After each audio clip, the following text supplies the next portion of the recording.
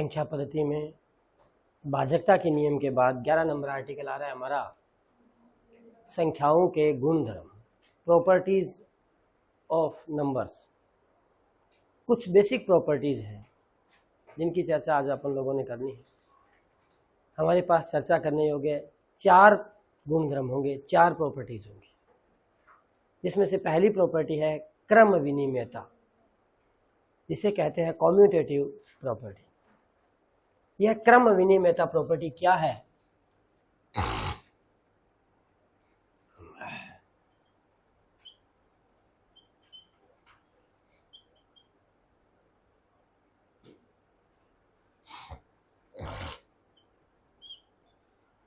क्रम विनिमयता का अर्थ होता है क्रम का विनिमय कर देना।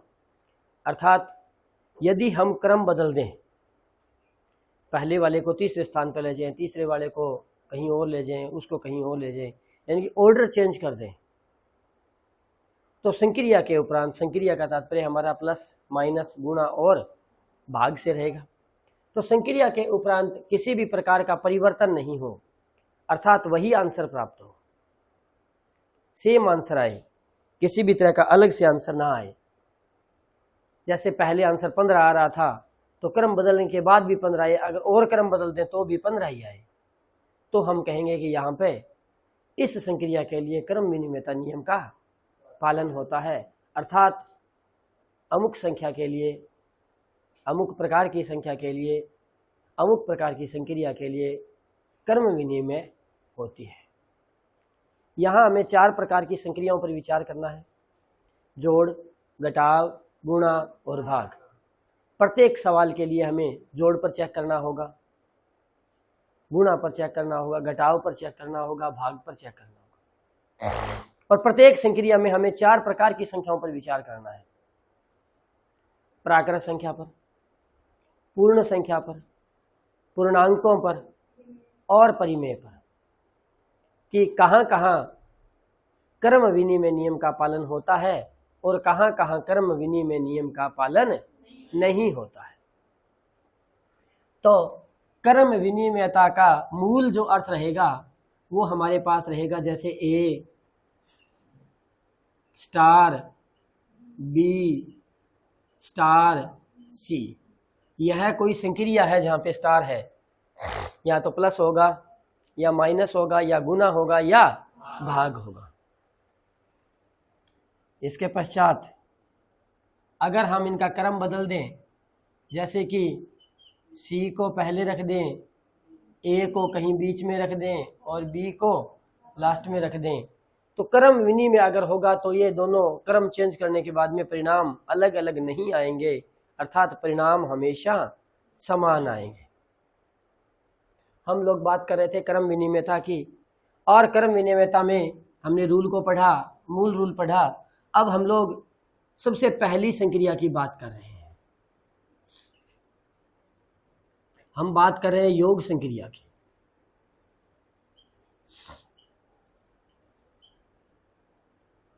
तो देखिएगा, योग संक्रिया के लिए जो नियम बनेगा वो कैसा बनेगा? a प्लस बी बराबर b प्लस a। अगर कर दें, क्रम को बदल दें, आंसर वही रहे, तो हम कहने वाले हैं कि हमारे यहाँ पर योगफल में क्रम विनिमयता नियम का पालन होता है।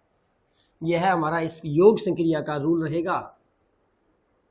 अब हमें योग संक्रिया पर 4 प्रकार की संख्याओं पर विचार करना है। संक्रियाओं पर, योग संक्रिया के लिए 4 प्रकार की संख्याएं लेंगे। पहली अपन लोग संख्या ले रहे हैं कौन सी? प्राकृत संख्या। हम लोग कोई 2 या 2 से अधिक प्राकृत संख्या पर विचार करते हैं, कोई भी 2 प्राकृत संख्या सोचते हैं। जैसे 1 3 सोच ली, 1 8 सोच ली, तो देखिएगा 3 प्लस 8, क्रम को बदल दे, 8 प्लस 3 क्या बराबर होगा? बराबर है, होगा, क्योंकि यहाँ से भी 11 और यहाँ से भी 11 परिणाम मिलना है। तो हम क्या कहेंगे कि प्राकृत संख्या योग संक्रिया के लिए क्रम विनिमय होती है, या प्राकृत संख्याओं में योग संक्रिया के लिए क्रम विनिमयता नियम का पालन होता है। यानी कि योग के लिए अगर प्राकृत प्रकार की संख्याएं हैं और संक्रिया अगर योग है तो कहीं भी क्रम आप बदल दीजिएगा, आपके आंसर हमेशा समान रहेंगे। यह इस रूल से हमें पता चल रहा है। कोई जरूरी नहीं है कि आप 2 ही संख्या ले, 9 संख्या भी ले सकते हैं। दूसरे प्रकार की संख्या अपन लोग लेते हैं पूर्ण संख्या। अब हम बात पूर्ण संख्या की करें तो पूर्ण संख्या का पता लगाने के लिए प्राकृत होता ही होता है, एक जीरो होता है। तो अगर हम उसमें एक जीरो को शामिल कर दें तो अपने आप ही पूर्ण संख्या बन जाएगी। तो देखिएगा, हमने लिखा 0 + 7 और अब क्रम बदल दिया 7 प्लस क्या बराबर होता है। इसका मतलब हम क्या कहने वाले हैं, पूर्ण संख्या में योग संक्रिया के लिए क्रम विनिमय नियम का पालन होता है या पूर्ण संख्याएं योग संक्रिया में क्रम विनिमय होती है। तीसरे प्रकार की संख्या लेते हैं अपन लोग पूर्णांक। अब पूर्णांकों में कोई 2 संख्या लेनी होगी तो अपने कम से कम क्या ले ले, एक ऐसी संख्या ले ले जो पूर्णांक को साबित कर दे। हम लोग एक ऐसी संख्या माइनस की ले रहे हैं, जैसे हमने लिया -3 और +8। क्रम बदलेंगे तो 8 प्लस में -3 क्या बराबर होता है 5 बराबर 5। ये कह रहा है -3 में 8 जोड़ा और ये कह रहा है 8 में से 3 को घटाया, बात एक ही है, परिणाम हमें 5 मिला। तो यहाँ हम क्या कह सकते हैं कि पूर्णांक योग संक्रिया में क्रम विनिमय होते हैं। आखिरी प्रकार की संख्या की बात अगर हम लोग करें तो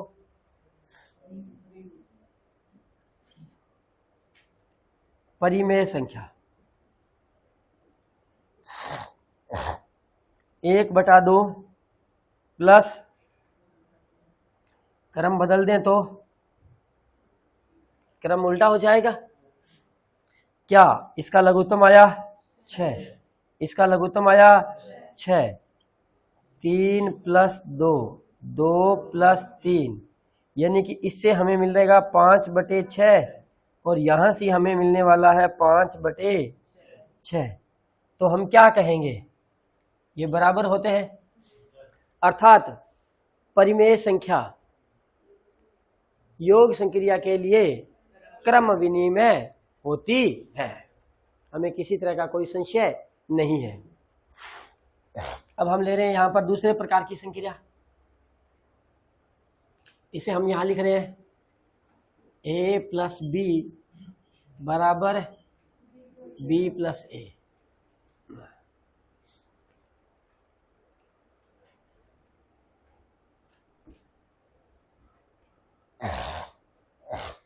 अब चलिएगा दूसरे प्रकार की संक्रिया की बात करें अपन लोग। यहाँ पे 2 नंबर की, b नंबर की।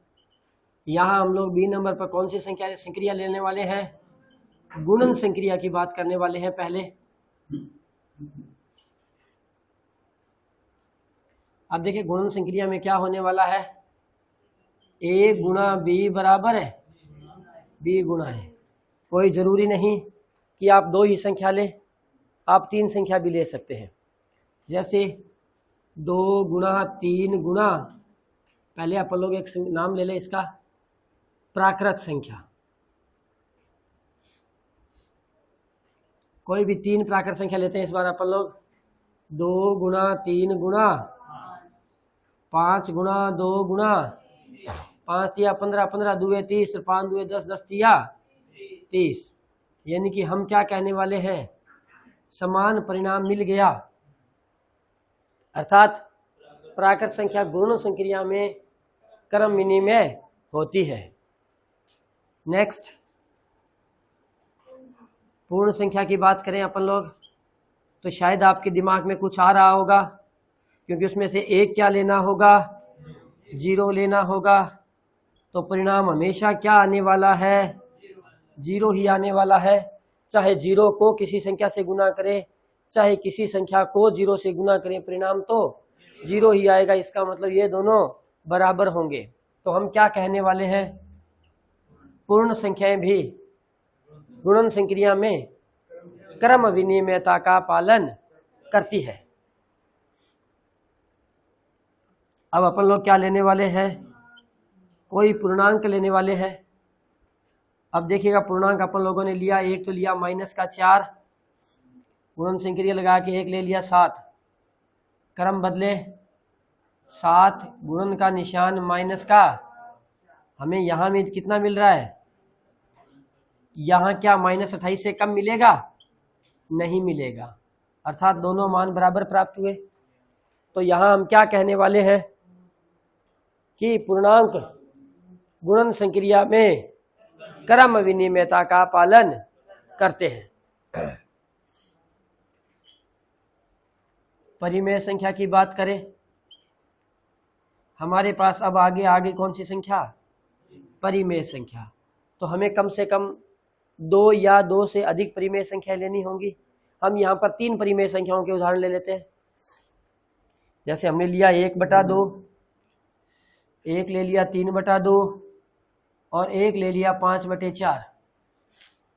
संख्याएं बदल दी, 5/4, 3/2, 1/2, गुणा करते हैं 5 तिये बटे 3 पंजे बटे, क्या समान परिणाम प्राप्त हो रहा है। तो हम यहाँ क्या कहने वाले हैं कि परिमेय संख्या गुणन संक्रिया में क्रम विनिमेयता का पालन करती है, अर्थात क्रम विनिमय होती है। अब हम बात करें यहाँ पर सी नंबर की, जिसे कहते हैं व्यवकलन। व्यवकलन संक्रिया का मतलब होता है घटाव संक्रिया, और हम लोग यहाँ लेंगे डी में भाग संक्रिया। अगर घटाव संक्रिया लेंगे तो ये होना चाहिए नियम में a माइनस बी और b माइनस ए होना चाहिए। होता है या नहीं होता है इसकी चर्चा तो उदाहरण करेंगे।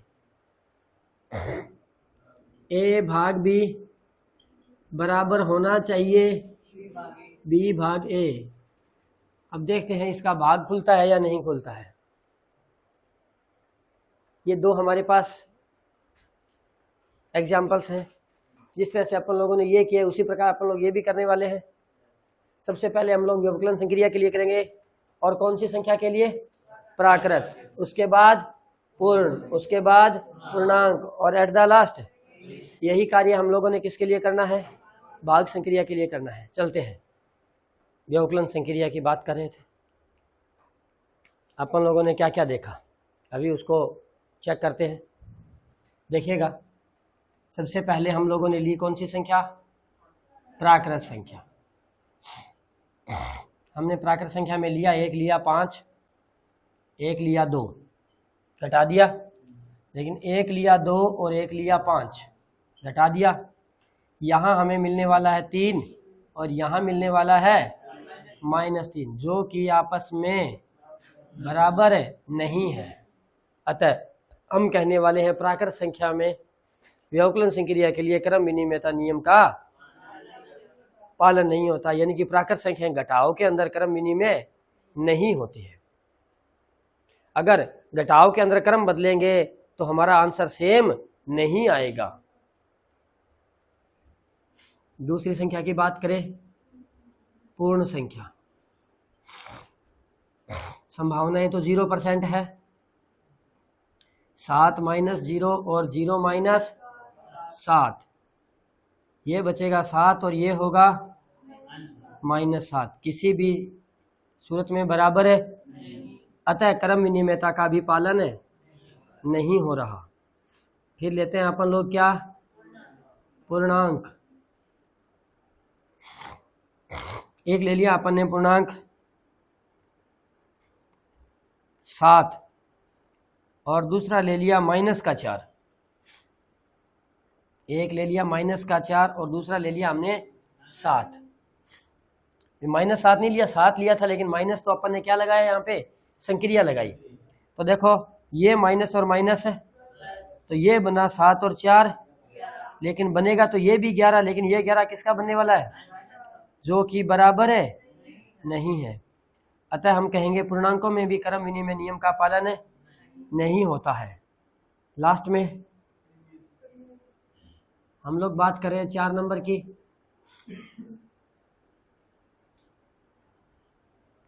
परिमेय संख्या के लिए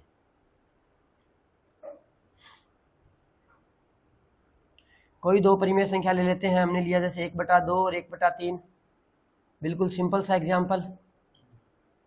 ये लीजिएगा, लघुत्तम आया 3 - 2, लघुत्तम आया 2 - 3 -1 जो कि बराबर नहीं है। अतः क्रम विनिमय नियम का पालन नहीं होता है। यहाँ से हम क्या सीखे? देखिए, अभी तक की जानकारी के बेस पे हमने देखा कि योग संक्रिया में कोई भी प्रकार की अगर संख्या है, क्रम बदल देंगे तो क्रम विनिमय नियम का पालन होगा। यानी कि अगर क्रम बदल देंगे तो आंसर वही रहेगा, गुणा में भी वही रहेगा। लेकिन घटाव संक्रिया में ऐसा नहीं होता है, अगर क्रम बदलेंगे तो आंसर भी बदलेगा। अब बात करते हैं भाग संक्रिया की। हमने अलग अलग तरह के एग्जाम्पल लिए। पहले लिया प्राकृत संख्या में।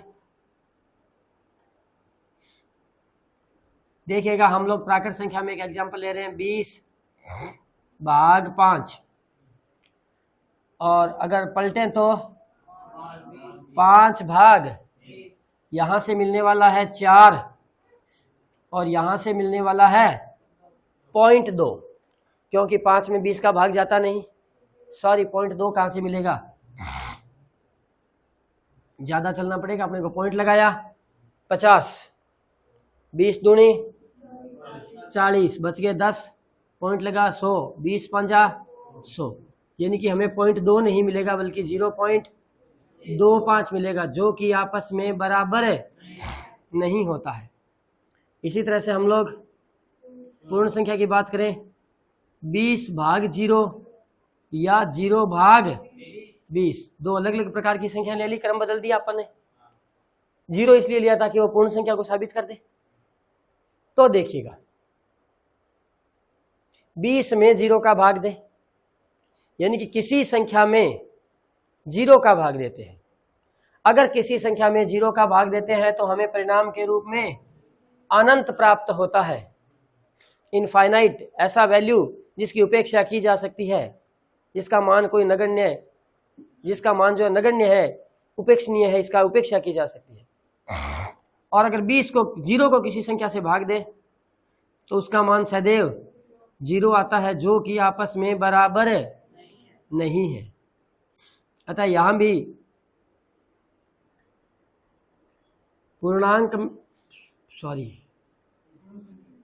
पूर्ण संख्या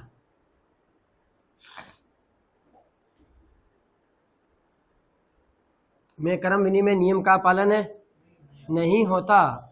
हम लोग ले रहे हैं तीसरी संख्या प्रकार की पूर्णांक। कोई दो पूर्णांक ले लिया अपन ने, एक ले लिया -20 और एक ले लिया 4। फिर इधर लेना पड़ेगा हमें 4 भाग -20। यहाँ भाग देंगे तो हमें माइनस का, और यहाँ भाग देंगे तो हमें माइनस का 0.2। क्या आपस में बराबर है? जी नहीं। तो हम क्या कहने वाले हैं? यहाँ भी क्रम विनिमय नियम का पालन नहीं होता है। आखिर 4 नंबर की बात करें, परिमेय संख्या। परिमेय संख्या का अर्थ हुआ कोई भी दो परिमेय संख्या लेनी है। जैसे हमने 1/2 और 3/5 ले लिया। 3/5 भाग 1/2। देखते हैं, 1/2 गुणा, भाग का निशान गुणा में बदलेगा और संख्या पलट जाएगी। भाग का निशान गुणा में बदलेगा और आगे वाली संख्या पलट जाएगी। क्या मिला? 5/, और यहाँ मिला जो कि आपस में बराबर नहीं है। तो यहाँ भी हम क्या कहने वाले हैं? क्रम विनिमय नियम का पालन नहीं होता। अगर हम लोग संयुक्त रूप से एक ही बात बोले तो क्या रिजल्ट सामने आएगा हमारे ये सामने आएगा कि योग संक्रिया के लिए किसी भी प्रकार की संख्या हो, क्रम विनिमय होगी, यानी कि क्रम बदल देंगे तो आंसर वही रहेंगे।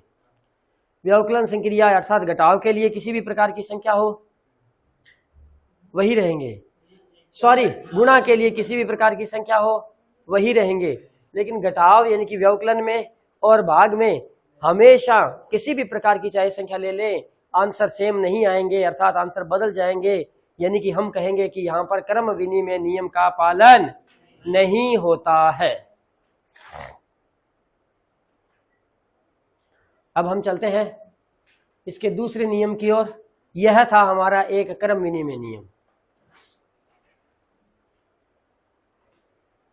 अब हम बात करते हैं इसके दूसरे नियम की, जिसे बोलते हैं तत्सम्मक।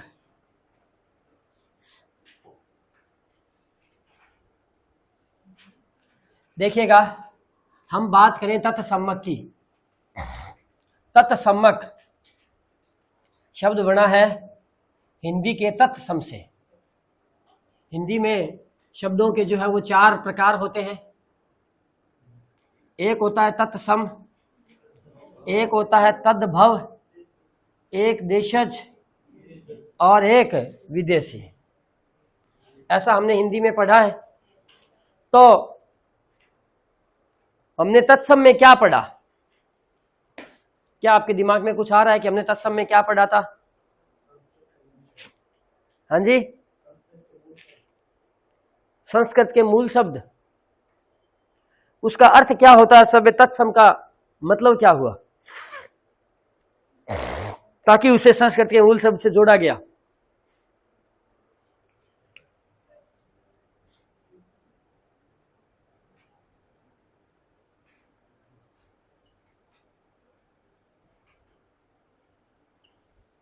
देखिए, तत्सम्मक, तत्सम्मक शब्द जो है वो तत्सम से बना है। तत् का मतलब होता है हिंदी में उसका या उसका, उसकी, उसके, तत्। और सम का मतलब होता है समान, यानी कि हमें उसी के समान मिल जाए। इसीलिए कहा गया कि जो संस्कृत के शब्द है वो तत्सम है, क्योंकि वो के वो शब्द हम लोग यहाँ यूज कर रहे हैं।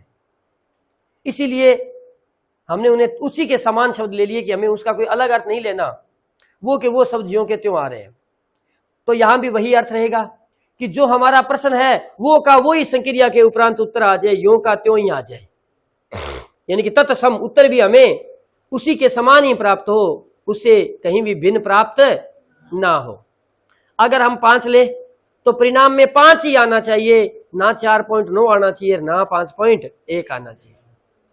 तब हम कहेंगे कि यह आंसर हमारे प्रश्न के समान है, यानी कि यह उत्तर उसके समान है। और उसके को हिंदी में तत् कहा गया है, तो यह उसके तत्सम है। वह अंक या वह संख्या जिससे हमें उसके समान उत्तर की प्राप्ति होती है, हमारे लिए तत्सम्मक कहलाता है। देखिएगा, तत्सम्मक का जो फ्रेमिंग रहेगी वो कैसी रहेगी? यहां कोई संख्या होगी, उसके साथ यहां संक्रिया कराई जाएगी, यहां कुछ ना कुछ लिखा जाएगा, वह तत्सम्मक कहलाएगा। लेकिन परिणाम हमें वो की वही संख्या प्राप्त होगी। यह इसका मूल कंसेप्ट है। हमें वो की वही संख्या मिलनी चाहिए। इसका मतलब ये तत्सम जो है हमें 2 प्रकार की संक्रियाओं के लिए मिलेगा। एक योग संक्रिया के लिए मिलने वाला है और एक गुणन संक्रिया के लिए मिलने वाला है। जो योग, हम लोग तत्सम्मक की बात कर रहे थे। तत्सम्मक वह मान होता है जो किसी संख्या के साथ संक्रिया कर दे तो हमें वही संख्या प्राप्त होती हो। यह चीज हमें 2 प्रकार की संक्रियाओं से प्राप्त होगी। एक होगी योग संक्रिया से। तो देखिएगा, कि योग संक्रिया में क्या होता है। योग संक्रिया में क्या होगा, एक संख्या होगी, योग संक्रिया होगी, यहां जो लिखा जाएगा वो क्या होगा, तत्सम्मक होगा, लेकिन परिणाम में हमें क्या मिलेगी, वही संख्या मिल जाएगी। तो ये जो तत्सम्मक होगा यह योग संक्रिया का तत्सम्मक है, अतः इसे कौन सा तत्सम्मक कहेंगे, योजक तत्सम्मक कहेंगे। चूंकि यह योग संक्रिया का है इसलिए इसे योजक तत्सम्मक कहेंगे। तो देखिए हम लोग उदाहरण लेते हैं, दो एग्जाम्पल लेते हैं। 7 में किसको जोड़ा जाए कि 7 ही प्राप्त हो, -13 में किसको जोड़ा जाए कि -13 ही प्राप्त हो। हम बात करें योग करने की, कुछ ना कुछ आपको जोड़ना है, वह संख्या जो जोड़ने पर समान उत्तर देती है, तत्सम देती है, उसी के समान आंसर देती है, वह हमारा तत्सम्मक कहलाएगा। अर्थात हमें यहाँ क्या जोड़ना होगा, 0 जोड़ना होगा। तो हम कहेंगे 0 जो होता है वो क्या होता है, योग संक्रिया का तत्सम्मक होता है, अर्थात योजक तत्सम्मक होता है। यह एज इट इज प्रश्न आ सकता है कि योजक तत्सम्मक कौन होता है। शून्य जो होता है वो योजक तत्सम्मक होता है। शून्य किस संक्रिया के लिए तत्सम्मक होता है, शून्य जो है वो योग संक्रिया के लिए तत्सम्मक होता है। उसके बाद हम बात करते हैं 2 नंबर की, गुणन संक्रिया की। अगर हम गुणन संक्रिया की बात करें, एक संख्या लेंगे, उसके साथ गुणा करेंगे, और किसका गुणा करने वाले हैं, जो भी यहां आएगा उसका गुणा करेंगे, लेकिन परिणाम में हमें वही संख्या मिल जानी चाहिए। और जिसका गुणा करेंगे वह हमारे लिए क्या कहलाएगा, गुणन तत्सम्मक कहलाएगा। जैसे कि 9 गुणा क्या करे कि 9 ही प्राप्त हो, -17 गुणा क्या करें कि -17 प्राप्त हो।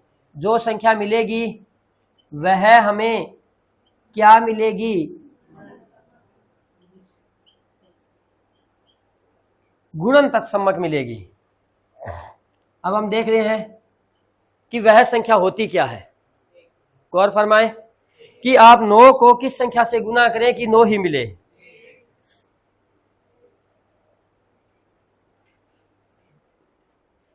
अर्थात 1 जो होता है वो गुणन तत्सम्मक होता है, और 0 जो होता है वो योजक तत्सम्मक होता है।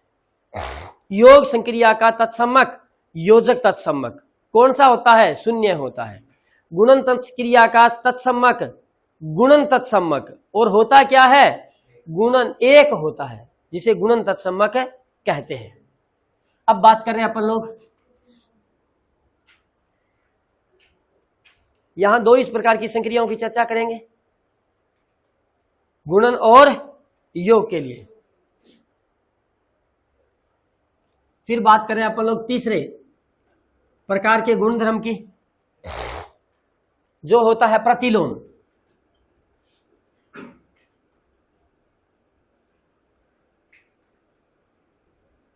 उसका विलोम, प्रतिलोम, जिसे कहते हैं इनवर्स। अब यह इनवर्स क्या होता है, थोड़ा सा गौर फरमाएं। इसका जो मूल रूल है उसकी बात अगर करें, कोई हमारे पास संख्या होगी, उसके साथ संक्रिया करवाई जाएगी, यहां जो लिखा जाएगा वह प्रतिलोम होगा, लेकिन परिणाम में क्या प्राप्त होगा, तत्सम्मक प्राप्त होना चाहिए।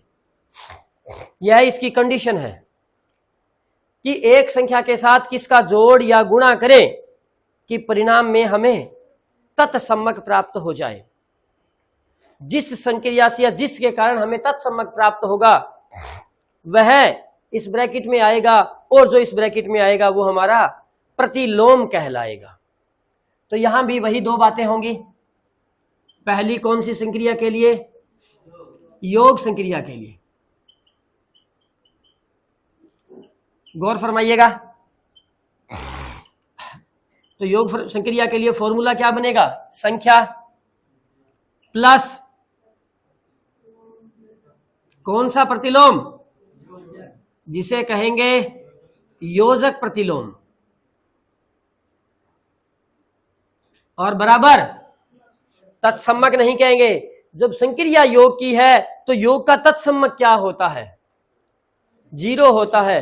अर्थात हमें परिणाम में क्या मिलना चाहिए? 0 मिलना चाहिए, क्योंकि योग का जो तत्समक होता है वो क्या होता है? 0 होता है। इसी प्रकार यहां पहले ये क्लियर करें, गुणन संक्रिया की बात करें।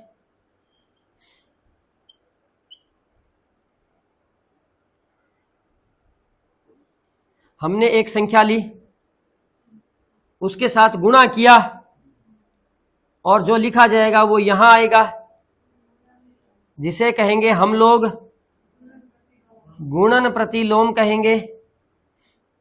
लेकिन हमें परिणाम में क्या प्राप्त होगा?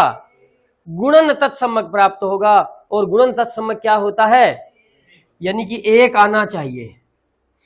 यहां गुणा संक्रिया जोड़ करने के बाद और यहां गुणा करने के बाद, जैसे हमने लिया 5, यहां क्या लिखे कि 0 ही प्राप्त हो, यहां लेंगे -7 और क्या लिखें कि 0 प्राप्त हो। इसी प्रकार 4 किसका गुणा करें कि 1 प्राप्त हो, -3 किसका गुणा करें कि 1 प्राप्त हो, 4/3 किसका गुणा करें कि यहां भी 1 ही प्राप्त हो, क्योंकि गुणन संक्रिया के लिए जो तत्समक होता है वो सदैव 1 होता है। अर्थात हमें 1 लाना है। तो देखिएगा 5 में क्या जोड़ें कि योजक तत्समक यानी कि 0 आ जाए। हमें यहां -5 जोड़ना होगा और यहां हमें +7 जोड़ना होगा। थोड़ा सा देखिएगा, आपने क्या किया? यह कौन सा प्रतिलोम था? योजक प्रतिलोम था। हमने क्या किया? योजक प्रतिलोम जो होता है उसमें क्या बदल जाता है? निशान बदलता है। अगर प्लस है तो माइनस हो जाएगा, और अगर माइनस है तो प्लस हो जाएगा। उस संख्या का निशान बदल के लिखेंगे तो हमें योजक प्रतिलोम प्राप्त होगा। यहां देखिएगा, 4 को किससे गुना करें कि 1 आ जाए, 3 को किससे गुना करें कि 4/3 को किससे गुना करें कि 4/3 को 3/4 से गुना करना होगा कि हमें परिणाम 1 मिलेगा। गौर करें, यहां से आपने क्या देखा कि जो गुणन प्रतिलोम है उसमें स्थान बदलता है। अंश में है वो हर में चला जाता है, निशान वही के वही रहते हैं, वह नहीं बदलते हैं। प्लस है तो प्लस रहता है, माइनस है तो माइनस रहता है। लेकिन योग संक्रिया के लिए निशान बदलता है और गुणन संक्रिया के लिए स्थान बदलता है। अब आपसे कोई पूछा जाए, कोई आपसे बाई चांस पूछ ले, प्रश्न पूछ ले कि 7 का योजक प्रतिलोम क्या होगा, आप कहेंगे निशान बदलेगा, -7 होगा। आपसे कह दे कि 13/4 का गुणन प्रतिलोम क्या होगा, हमें कौन सा प्रतिलोम चाहिए? गुणन। तो हमने रट रखा है कि गुणन प्रतिलोम में स्थान बदल जाता है, अंश वाला हर पे पहुंच जाता है और हर वाला अंश पर पहुंच जाता है, उसमें स्थान बदलता है। और योजक प्रतिलोम में केवल निशान बदलता है। अगर प्लस का है तो माइनस का हो जाएगा और माइनस का है तो प्लस का हो जाएगा। इसके आगे की चर्चा करते हैं। तीन बातें, तीन गुणधर्म अपन लोगों ने सीख लिए। चौथा और इसका आखिरी गुणधर्म समवृतता या समवरक नियम, जिसे क्लोजर प्रॉपर्टी के नाम से जानते हैं।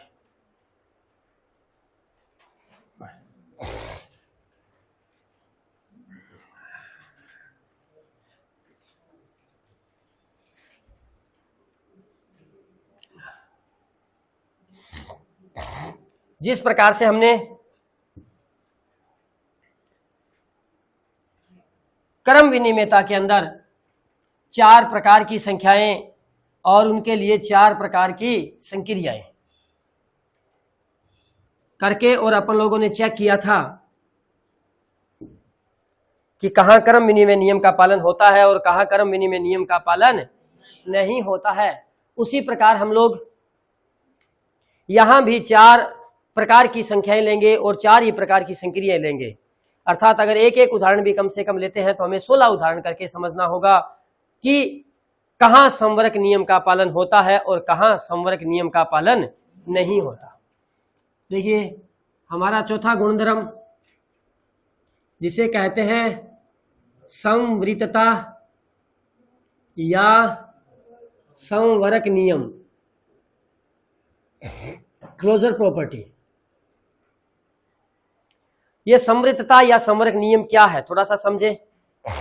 जिस नेचर की आप संख्या ले रहे हैं, नेचर का अर्थ समझ पा रहे हैं, यानी कि जिस प्रकार की आप संख्या ले रहे हैं, अगर प्राकृत संख्या ले रहे हैं तो उसकी नेचर क्या होगी, प्राकृत संख्या है, प्राकृत नेचर है उसकी, प्रकृति प्राकृत प्रकार की प्रकृति है। संक्रिया के उपरांत आपको उसी प्रकार की ही, उसी नेचर की संख्या मिल जाए। अगर प्राकृत संख्या ले रहे हैं तो आपको संक्रिया के उपरांत प्राकृत संख्या ही मिलनी चाहिए।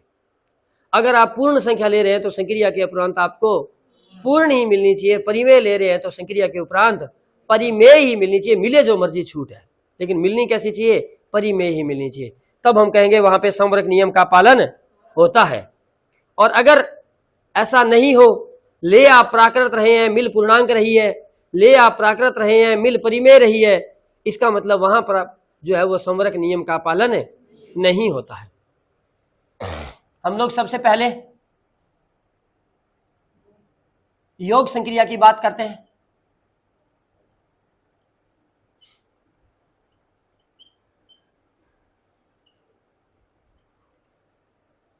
योग संक्रिया के अंदर हम लोग प्राकृत संख्या की बात कर रहे हैं। यहां हम आपको फिर से क्लियर कर दें कि अगर आप लाखों एग्जाम्पल पर आप उसे सही सेट बिठा रहे हैं, लेकिन अगर एक एग्जाम्पल आप ऐसा ढूंढ लेते हैं जिस पर वो कारगर नहीं होता, तो वह नियम नहीं होगा, क्योंकि उसमें कहीं ना कहीं ड्रॉबैक आ गया। हमें एक मिल गया, हो सकता है ऐसे 5 और हो जाए। तो प्राकृत संख्या, कोई भी दो प्राकृत संख्या लीजिएगा, 7 और 3, परिणाम क्या मिला, 7 कैसी संख्या है, प्राकृत। 3 कैसी संख्या है, प्राकृत। परिणाम क्या मिला, 10, जो खुद कैसी संख्या है, प्राकृत। तो यहां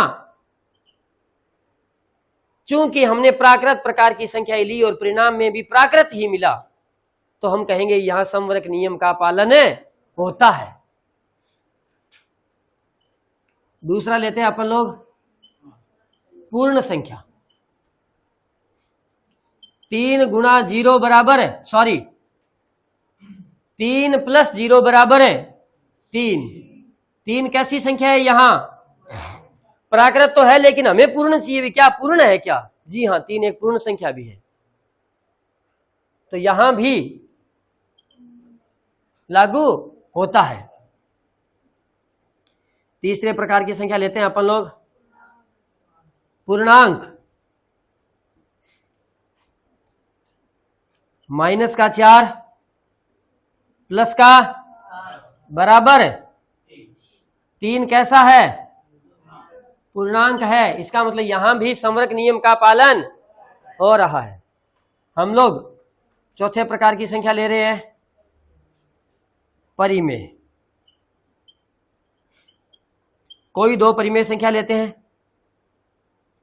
3/2 और 2/3। 3, लघुत्तम आया 9 प्लस यानी कि 13/6। अपने आप में कैसी संख्या है?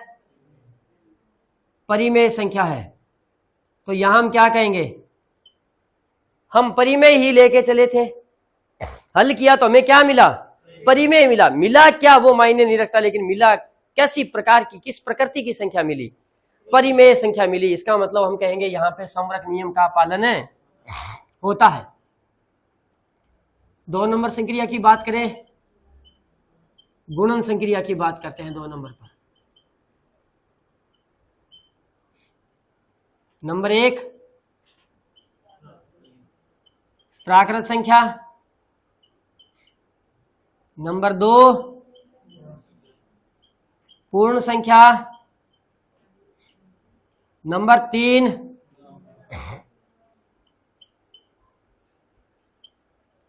पूर्णांक और नंबर 4 परिमेय संख्या। देख लेते हैं। 2 प्राकृत संख्याएं ली, परिणाम क्या आया? प्राकृत आया। इसका मतलब हम क्या कहेंगे? गुणन में भी संवरक नियम का पालन होता है। 0 गुणा 7 परिणाम क्या आया? जो कि कैसी संख्या है? -4 गुणा 3 जो कि कैसी संख्या है? पूर्णांक। यहां भी होता है और यहां भी होता है। 3/2 गुणा 5/2 परिणाम 15/4 जो कि कैसी संख्या है? तो क्या कहेंगे? यहां भी संवरक नियम का पालन होता है। तीसरी संक्रिया की बात करें, व्यवकलन, जिसे हम क्या कहते हैं? घटाव कहते हैं।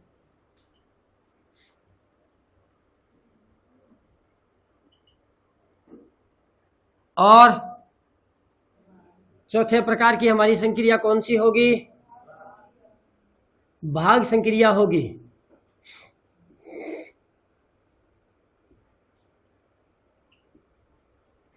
वही कार्य करना है अपन लोगों ने। तो देखिएगा, पहले कौन सी प्रकार की संख्या? प्राकृत संख्या, फिर पूर्ण संख्या, तीसरे नंबर पर पूर्णांक और चौथे नंबर पर परिमेय संख्या। थोड़ा सा गौर फरमाएं। हमने लिया एक एग्जाम्पल, व्यवकलन करना है। देखिएगा, 7 - 3 क्या मिला? लागू। क्योंकि 7 कैसी संख्या है? 3 कैसी है? 4 कैसी है? हो रहा है। लेकिन अगर हम लोग 3 - 9 ले लेते तो हमें क्या मिलता?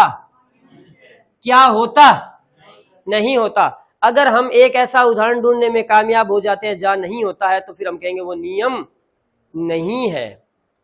अर्थात यहां हम लोग ऑल ओवर क्या रिजल्ट निकालेंगे? दोनों से यही निकालेंगे कि प्राकृत संख्याओं में व्यवकलन संक्रिया के लिए संवरक नियम का पालन नहीं होता है। अब जरा गौर करो कि माइनस से आया जो क्या है? पूर्णांक है। तो चाहे किसी में हो नहीं हो, पूर्णांक में तो होगा, क्योंकि अगर प्राकृत से भी पूर्णांक मिल रहा है तो पूर्णांक से तो पूर्णांक मिलना ही मिलना है। तो चलते हैं, यहां देखते हैं। 13 - 0, लेकिन 0 - 13 कर देते तो जो कि, तो ऑल ओवर रिजल्ट संवरक नियम का पालन नहीं होता है। पूर्णांक की बात करें, 5 - 7 कर दिया तो -2 आया, और 6 - 3 कर दिया तो प्लस का, जो कि दोनों ही पूर्णांक तो है। यह धनात्मक पूर्णांक है और यह ऋणात्मक पूर्णांक है, लेकिन क्या है? पूर्णांक है। जिस नेचर की हमने संख्या ली, पूर्णांक लिए और परिणाम में भी हमें क्या मिला, पूर्णांक ही मिला, तो हम क्या कहेंगे कि पूर्णांकों में व्यवकलन संक्रिया के लिए या घटाव संक्रिया के लिए क्रम विनिमय नियम का पालन होता है, सॉरी, संवर्ग नियम का पालन होता है। आगे बात करते हैं। 3/2 माइनस 2/3 लघुत्तम, 9 माइनस 5 जैसा मर्जी हो, है तो परिमेय। इसका मतलब यहां भी होता है, चाहे हमें प्लस का मिलता चाहे हमें माइनस का मिलता, लेकिन मिलता तो सही, मिलती तो परिमेय संख्या ही, तो परिणाम परिमेय मिलता, तो हम कहते हैं कि व्यवकलन संक्रिया में परिमेय संख्या जो होती है वो संवर्ग नियम का पालन करती है। अब बात करते हैं अपन लोग भाग के लिए, वो ही प्राकृत संख्या, पूर्ण संख्या, पूर्णांक और परिमेय।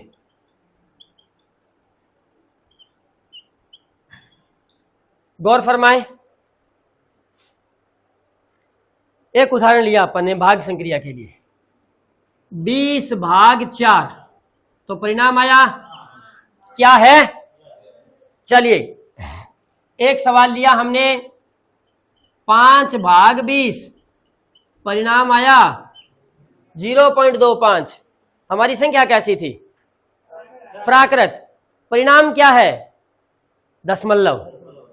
परिणाम क्या है, इसका मतलब नहीं है।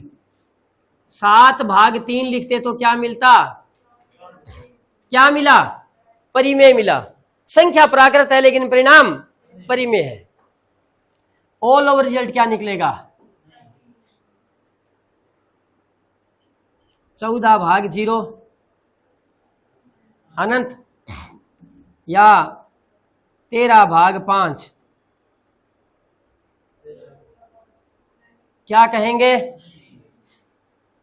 -20/4 -5, लेकिन 17/5 यहां तो है लेकिन यहां तो ऑल ओवर नहीं होगा। अंतिम परिणाम यही मिला, भी किसी पे है किसी पे नहीं है, इसका मतलब नहीं है। हमें किस प्रकार की संख्या की चर्चा करनी है, परिमेय प्रकार की संख्या की चर्चा करनी है। 1/2 भाग 1/3, यानी कि 1/2 गुणा 3/1। परिणाम मिला, क्या मिला हमें, परिमेय संख्या मिली। 7/4 भाग 2/3, 7/4 गुणा 3/2, 21 ऑल ओवर रिजल्ट है। तो हम क्या कहेंगे, देखिएगा, अगर सामूहिक रिजल्ट निकालना चाहें, परिणाम निकालना चाहें अलग अलग संक्रिया का, तो क्या कहेंगे कि योग संक्रिया में सभी प्रकार की संख्याएं संवर्ग नियम का पालन, गुणन संक्रिया में सभी प्रकार की संख्याएं संवर्ग नियम का पालन, घटाव संक्रिया में या व्यवकलन संक्रिया में प्राकृत और पूर्ण के अलावा संवर्ग नियम का पालन, या पूर्णांक और परिमेय जो है वो व्यवकलन संक्रिया के लिए संवर्ग नियम का पालन करती है। केवल और केवल भाग संक्रिया में परिमेय संख्या ही ऐसी संक्रिया है, परिमेय संख्या ऐसी संख्या है जो संवर्ग नियम का पालन करती है। अर्थात अगर यहां से ऑप्शन आ जाता है कि भाग संक्रिया के लिए संवर्ग नियम में से कौन सा सत्य है, तो प्राकृत संख्या, पूर्ण संख्या, पूर्णांक और परिमेय, तो सत्य हमारा कौन सा होगा, परिमेय के लिए संवर्ग नियम का पालन होता है, अन्यथा बाकी तीनों के लिए संवर्ग नियम का पालन नहीं होता है। इसी के साथ हमारा ये आज का आर्टिकल 11 नंबर आर्टिकल संख्याओं के गुणधर्म यही पूरा हो जाता है। हमारी अगला चर्चा रहेगी 12 नंबर आर्टिकल, जो रहेगा हमारे पास 12 नंबर आर्टिकल हमारे पास रहेगा क्रमागत संख्या, क्रमागत वर्ग संख्या और क्रमागत घन संख्या। इसकी चर्चा करते हैं अगली क्लास में। तब तक जय हिंद, जय भारत।